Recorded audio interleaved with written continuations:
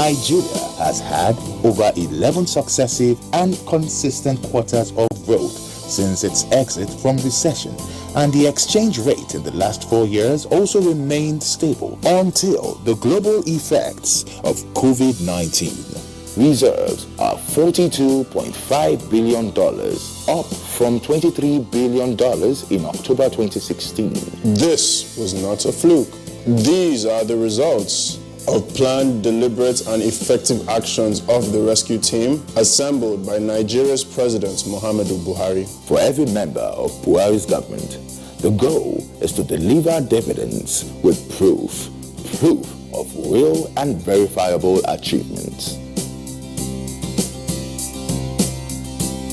I recall that the President and our government were concerned about the state of the national economy, levels of inequality, and challenges that ordinary Nigerians had in getting business done, transport, and related infrastructure. So we evolved an economic recovery and growth plan with the hope of using that to galvanize the economy, to meet the expectations of Nigerians in terms of producing employment, producing food, and getting on with business. I think about a week after our inauguration, the President asked me to meet with him in his office, and he was particularly concerned about the Ilorin-Jeba route, the link between northern and southwest Nigeria, a major transport artery for food, petroleum products, construction materials, and so many other things. The road had essentially given way between Ilorin and Jeba. It used to take about 7 days to complete that journey from Sokoto to Lagos. The road was just not passable. It wasn't unmotorable, it was unpassable. And he was also concerned about the Abuja-Kano highway, the second Niger bridge, and the Lagos-Ibadan expressway, and what were the obstacles and what my recommendations would be to get those projects back on track. And the President left us a free hand to evolve policies and programs for the ministry as we considered auspicious and sensible within the framework of the Economic Recovery and Growth Plan.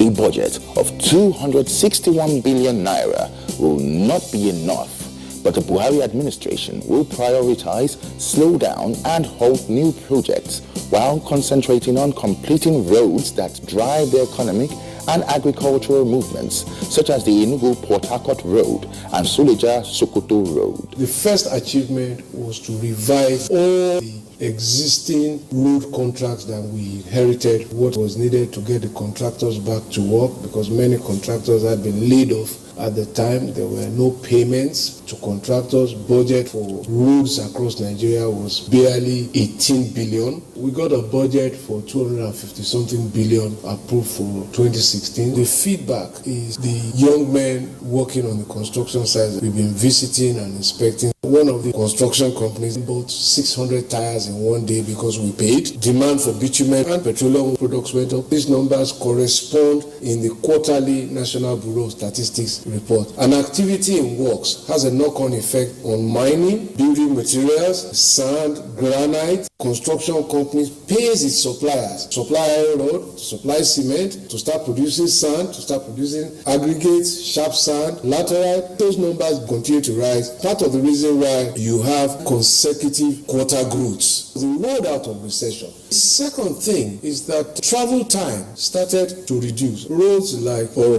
Benin, Shagamu, people used to sleep on that road as they used to on Lagos-Ibadan. Clearly the conversation is, when are you going to finish the road? Many parts of the road are verifiably now better motorable than they were before. People are spending a little time on the road longer than they wish because the road is under construction. The Ilorin-Jeba, that was a 7-day journey, is now a 1.5-hour journey through 190 kilometers. We are now dualizing the road, but commuters can drive through, expanding it to Mokwa, going towards Kaduna, keeping the economy going, moving agro-produce from the north and moving goods from ports, petroleum products across the country. And all of these are interconnected.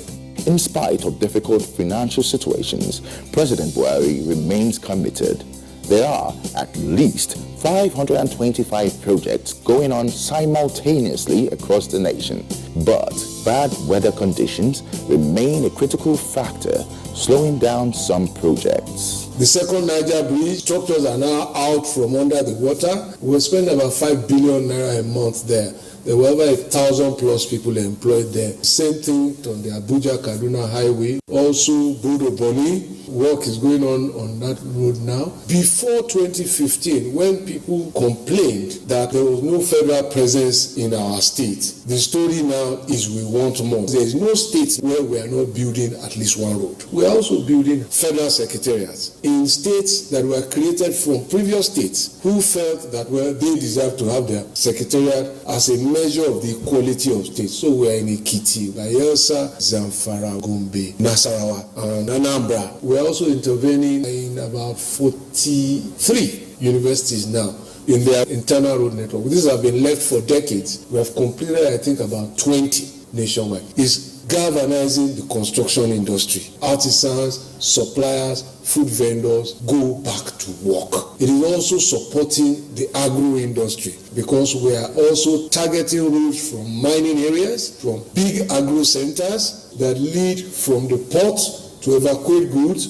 So you will see us along Baro Port, on Apapa Urushoki Expressway, on Enugu Port Harcourt Road, because that's the road to the port, and Calabar Itu, and Alesi, we get trying to also evacuate the Calabar port, because all of those ports connect to the north of the country and vice versa.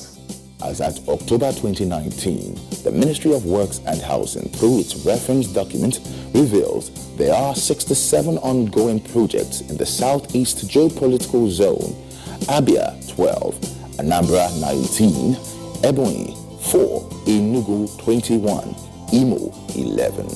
The Enugu Port Harcourt Road is the signature road that connects all of the 5 states of the Southeast with the second Niger bridge. We are building houses in all the 5 states of the Southeast because they all gave us land. We also have a federal secretariat in Okada nearing completion. In the intervention for schools, we make sure in batch 1, if it's 10, at least there is 1 that goes to each zone. If it's 20, there is at least 2 that goes to each zone. Same thing in bridge repairs, maintenance. We try to ensure some equity. Directly under our pilot housing project, we are in 34 states that give us land. Indirectly, we are in many other more states through a combination of the Federal Housing Authority and Federal Mortgage Bank, because the bank lends money to people who want to buy and build houses. Couple of housing projects that have been completed or nearing completion in many parts of the country. In 2012, President Buhari said, quote, "If I was president, I would have the courage to jail anyone involved in scams or who steals or takes public funds from the treasury, whether it is in the local government, state government, or Central Bank of Nigeria." End of quote. Corruption remains Nigeria's challenge. We all have a moral burden and responsibility for the corruption war. From prosecution to recovery to prevention, Nigeria's Economic and Financial Crimes Commission made giant strides from 2015 to 2019. Acting Chairman Ibrahim Magu attributes the success of the EFCC since 2015 to the determination of President Buhari to fight corruption to a standstill. The activities of the anti-corruption agencies in Nigeria have been remarkable since the inception of this administration in 2015. And this is a reflection of President Muhammadu Buhari's determination to completely eradicate corruption in Nigeria. The achievement of the EFCC, for instance, have been very tremendous. The tireless effort of the Commission's officers and men culminated in declaring multiple convictions and recovery of funds and properties worth billions of naira. The convictions secured by the Commission since the beginning of this administration reflect a positive progression. In 2015, the Commission secured 103 convictions. In 2016, 194. 2017, 189, 2018, 312 convictions. From January to date, we had 4 or 6 convictions. Despite this record, Corruption remains a challenge in our country. I believe that the fight against corruption requires a multi-stakeholder approach. Institutional mechanism alone will not eradicate corruption. We must have the passion